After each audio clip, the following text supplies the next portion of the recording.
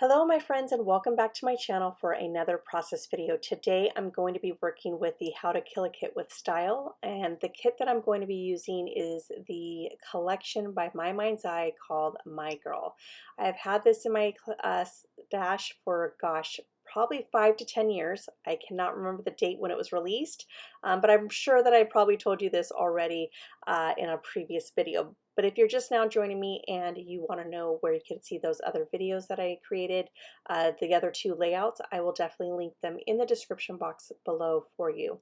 All right, so this is now, like I said, my third layout using this collection, and I am nowhere ready to kill it. I still have quite a bit of paper.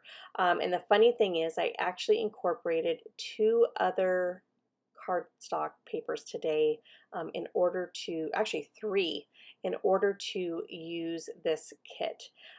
So the only papers that you are going to see are a lot of scrap papers. And that is because I felt that when I was looking through the papers that were in this collection, I felt they were way too busy to be the whole 12 by 12 background. I felt like it would be way too busy on the eye, and I usually like to have a very calm background. As far as like taking this chevron, for instance, I could not imagine having that a whole 12 by 12 paper, at least for me. Some people can make it work, but not me. So that's when I decided to, you know what, a lot of these papers are really busy. Let me just go into my cardstock and grab a color that matches with this collection, which is what I did. And then from there, I felt like, again, okay, so I want to add pattern, but I need to have, and this is how I like to build my pattern papers up, is I need to have, again, another subtle background. So that's when I found this 8.5 by 11. I was showing you guys how long it's been in my stash. It is really, really old pattern paper, and it's just a solid color pink of like different shades of pink, creating a plaid look. And that was where I was able to then bring in all of my scraps and be able to use them without making it look too busy and too much on the eye. Like I said, too busy on the eye. And so then I went into page maps, and that's where I got this sketch. Now, it was the first sketch that popped up. It's from their current month. I don't go looking for, you know, how many pictures do they have. I always try to make the sketch work for me. But I like this one because it had four photos, and I'm not going to use four photos. I'm just going to take the two photos I have. So if I were to cut them, I definitely could create four photos, but obviously I'm not going to cut them because the image is the 3.5 by 5. Now I'm also going to not follow it to a T. You're going to watch me kind of move into my own direction. So you could obviously tell that it's a 12 by 12 paper, and then she used an 8.5 by 11. And I decided, you know what, let me go ahead and add some sprinkles or some ink drops onto the cardstock because I felt like it was a little too plain. Then I placed my plaid paper, and then what she has underneath the photos are like scraps of paper, and they're different pattern paper, and they're angled in different ways. This is where I take a sketch, I use it for inspiration, and I start going on to my own, using my own style to make it all work out for me.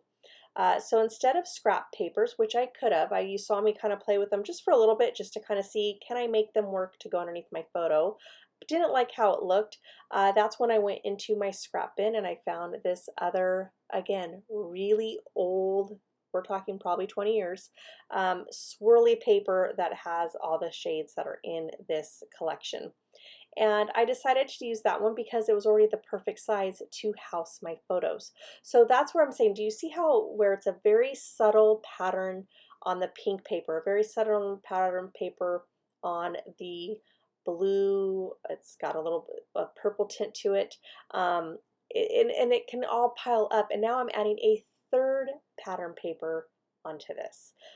So there I have three different pattern papers all on the same layout. And I'm going to get this fourth one right here in a minute. I'm going to place that paper down as well. But again, I'm just trying to make everything work for me.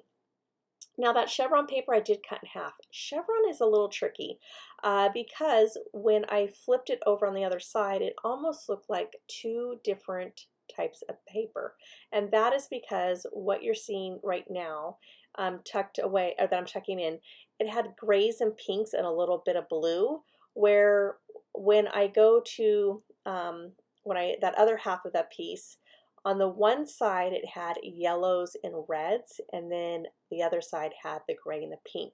I wanted it to be cohesive, as if it looked like one continuous piece of paper. Obviously it came from the same paper, but had I switched it to the other side, the green, or not the green, it was yellow and red, I said, that would have just been completely different colors than the left-hand side. All right, so now that I'm really liking what I'm doing, and as far as a scrapbooker, I've learned to keep on moving. If I'm liking it, I don't want to hem and haw about it, because I am one that can be so indecisive. And honestly, I've had it where it takes me a week to do one layout. One layout, come on. And that is frustrating. And so I'm really trying to say, you know what, Desiree, if I like what I'm doing, keep going with it. Don't even think about it. Just keep on moving. Because if I stop and pause, that's when it's all over. So then I had also in that kit, again, scrap papers. This was from a pattern paper that I decided to cut out the circles. And the reason why I decided to use these ones in a diagonal line, again, this is going off, it's not on the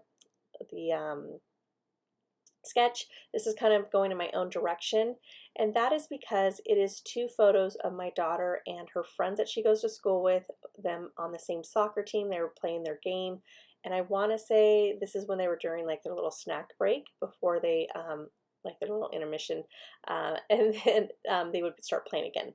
Now I go back again to my collection, kind of seeing what else I have left, because I truly want to kill this collection, kill this kit, because I don't want it in my stash anymore. So that's where I saw the felt stickers, and I thought, you know, I want more embellishments. I want to add more and more to this layout. So I'm going to go ahead and use one that kind of looks like a flower, and then I'm going to use the rest of them as well, where the only one that's going to be remaining is just that ice cream. Next, in the sketch, they do have a strip of paper, and that's going to house the title. I already had a scrap piece of paper that was perfect size. I'm not going to fiddle with it. I'm going to see if I want to try to use a different pattern, but I definitely want to go back to the pattern that has those circles in it as well. Easy, easy. I mean, this layout could not go any faster. So I love layouts like this because, like I said, I think I am 12 years behind on my son's albums and 10 years behind on my daughter's. So I definitely need to get this speeding up. And this layout's not even for my daughter. This is for my daughter's friend because it's for her birthday in May. I want to have her album done. All right.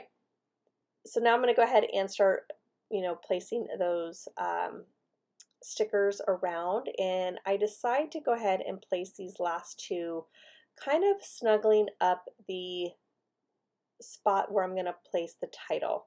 So I'm going to place the one right here, and then I'm going to have the orange and yellow one kind of coming off the layout. I like doing this quite a bit, and guess what? I am not going to save that little tiny itty bitty scrap.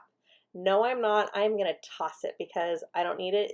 There's nowhere to put it on this layout, and I don't need that little half circle. So I'm really actually proud of myself for getting rid of stuff that I'm not going to use anymore. All right, next I go back to my making memories. Yeah, that's an oldie but goodie. Letter stickers, and it's going to say girl power, and then I'm going to call this layout done.